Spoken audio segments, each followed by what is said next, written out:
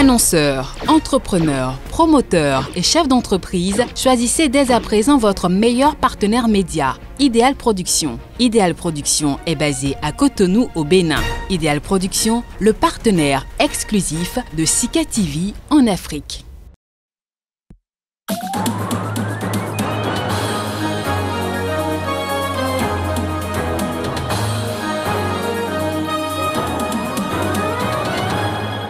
Le président nigérien Muhammadu Buhari a exprimé vendredi son soutien au nouvel chef de l'État tchadien Mahamat Idriss Déby.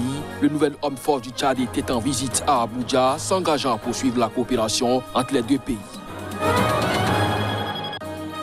Le Premier ministre malien Mokhtar Ouane a présenté vendredi la démission de son gouvernement. Il a aussitôt été reconduit et chargé de former un nouveau cabinet de large ouverture. L'Argentin Hector Cooper a été nommé sélectionneur de la République démocratique du Congo. L'information a été donnée ce jeudi par le président de la fédération, Constant Omari.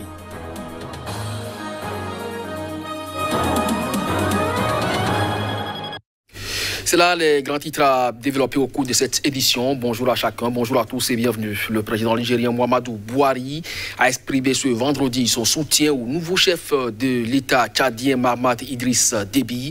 Le nouvel homme fort du Tchad était en visite à Abuja, s'engageant à poursuivre la coopération entre les deux pays confrontés aux attaques djihadistes. Reportage. Les Nigériens connaissent et apprécient le rôle que le Tchad a joué pour nous aider à lutter contre le terrorisme et nous continuerons cette collaboration, a déclaré Muhammadu Buhari, cité dans un communiqué de la présidence. Le Nigeria et le Tchad luttent avec le Cameroun et le Niger, autres riverains du lac Tchad, contre les djihadistes de Boko Haram et de sa branche dissidente, l'État islamique en Afrique de l'Ouest, ISWAP, au sein de la force multinationale mixte FMM. Muhammadu Buhari, un ancien général, a également proposé son aide pour permettre au Tchad de se stabiliser et de revenir à l'ordre constitutionnel. Le général Mahamat Idriss Déby est à la tête du Conseil militaire de transition CMT, formé à l'annonce le 20 avril de la mort de son père Idriss Déby Itno, qui dirigeait le Tchad d'une main de fer depuis 30 ans, officiellement des suites de blessures lors de combats contre des rebelles. Le CMT a dissous l'Assemblée nationale et le gouvernement et a abrogé la Constitution avant de proclamer Mahamat Déby président de la République pour une période de transition de 18 mois, au terme de laquelle la junte a promis des élections libres et transparentes. Nous aiderons dans toute la mesure de notre possible pour parvenir à une transition en douceur dans 18 mois, a affirmé le président du Nigeria à son hôte, qui s'est dit prêt à se faire guider par le Nigeria, selon la même source. Mahamat Idriss Déby s'est rendu lundi au Niger, où il s'est entretenu avec le président Mohamed Bazoum avant de rendre visite aux 1200 soldats tchadiens déployés dans l'ouest du pays contre les djihadistes, aux confins du Mali et du Burkina Faso, dans la zone des 3 frontières.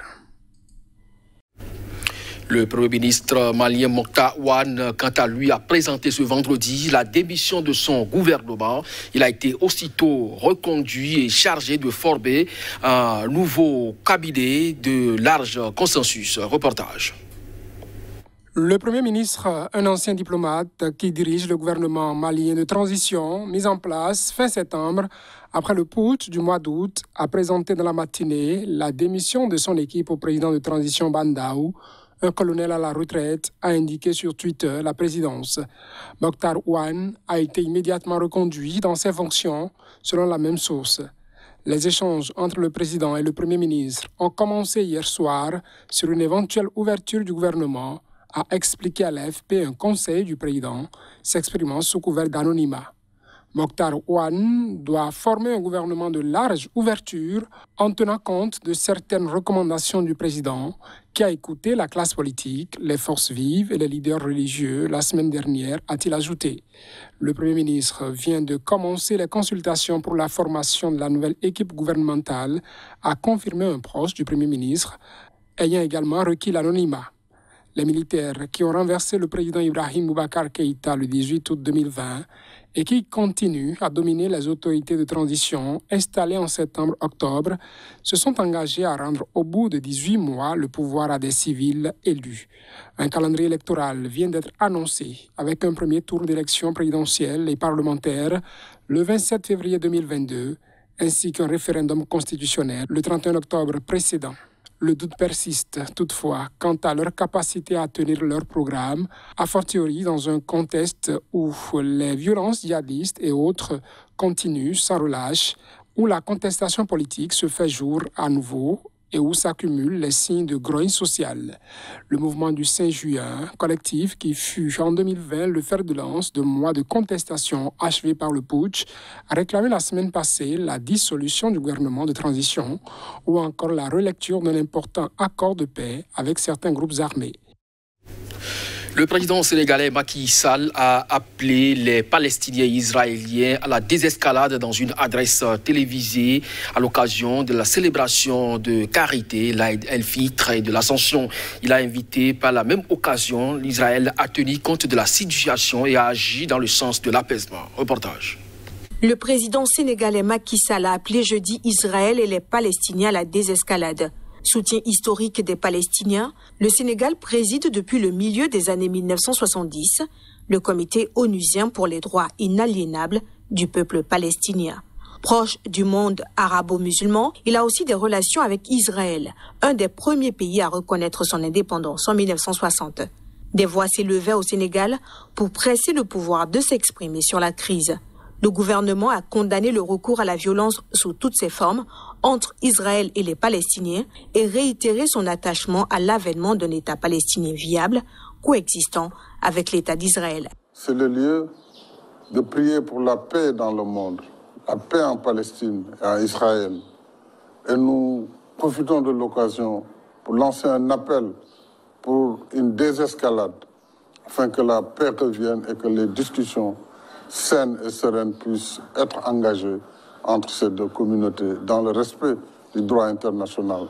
Les musulmans du monde entier commençaient jeudi à marquer la fin du Ramadan, mais les festivités de l'Aïd el-Fitr sont assombries par les hostilités meurtrières entre Israël et les Palestiniens et mises en sourdine par la pandémie de coronavirus pour la seconde année consécutive.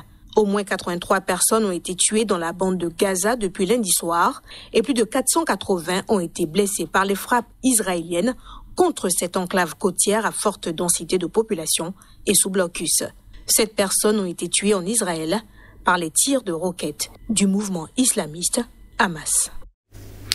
Au Kenya, le processus de révision constitutionnelle lancé par le président est jugé illégal par la Haute Cour. Ce processus de révision constitutionnelle est source de vives tensions dans la classe politique kenyane ces derniers mois. Reportage. La Haute Cour du Kenya a jugé illégal ce jeudi le processus de révision de la Constitution initié par le président Uhuru Kenyatta. Le bureau du procureur général a annoncé que le gouvernement ferait appel de cette décision. Connue sous le nom de Building Bridge Initiative, cette réforme vise notamment à diluer la règle actuelle du vainqueur rafle tout, considérée par le chef de l'État comme étant à l'origine des conflits post-électoraux à répétition dans son pays. Un référendum sur le sujet était en préparation, mais les 5 juges de la Haute Cour ont estimé que le président n'avait pas le droit d'enclencher une telle réforme et que seul le Parlement ou les citoyens en ont la possibilité. Dans leur décision unanime rendue ce jeudi soir, ils ont affirmé que le processus, qui avait fait l'objet de 11 recours différents déposés par des personnalités ou partis politiques, est donc inconstitutionnel, nul et non avenu. Des poursuites civiles peuvent être engagées contre le président pour violation de la Constitution, ont-ils ajouté.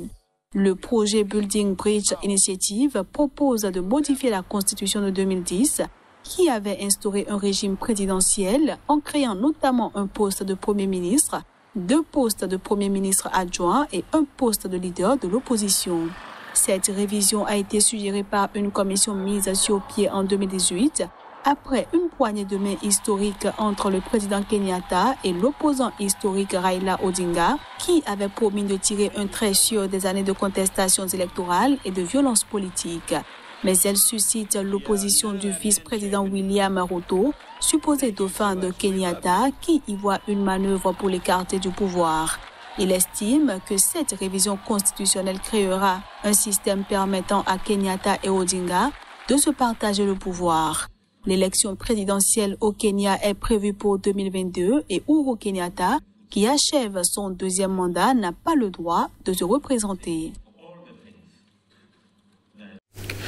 Malgré les garanties données au gouverneur de Kinshasa par les responsables des deux ailes rivales de la communauté musulmane pour célébrer ensemble la clôture du mois de Ramadan, malheureusement, un policier a été tué lors d'échauffourées. Suivons ici un témoin ainsi que le chef de la police pour plus de précisions. C'est dommage. Les gens ont fait un mois de carême pour arriver ici à voir ces scènes de guérillas de riz comme ça. C'est désolant. Malheureusement, il y a eu des extrémistes de part et d'autre qui ne voulaient pas qu'il y ait réconciliation, qu'ils puissent prier ensemble. Ils ont jeté des projectiles. Ils ont attaqué violemment les policiers. Nous déplorons à ce jour la mort d'un policier. Il y aura un procès, je crois, à ce que je sache. Si pas aujourd'hui, demain, il y aura un procès pour que tout le monde réponde de ses actes. L'Argentin Hector Cooper a été nommé sélectionneur de la République démocratique du Congo. L'information a été donnée ce jeudi par le président de la fédération FECAFA, Constant Omari.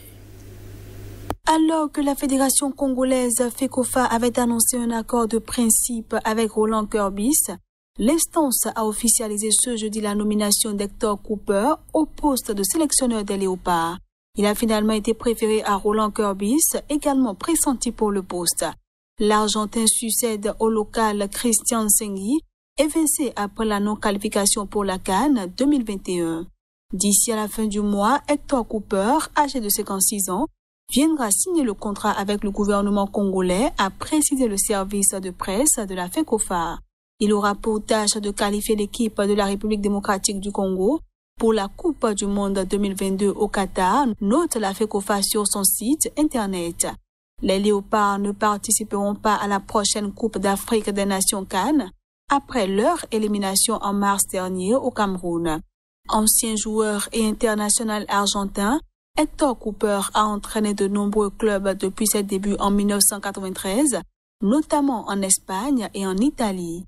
Il a également été sélectionneur de l'Égypte qu'il a mené à la finale de la CAN 2017 et qu'il a qualifié pour le Mondial 2018 en Russie. C'est sur cette note que se referme ce journal. Merci à vous de nous avoir suivis. Bon week-end en compagnie des programmes de SICA. À très bientôt.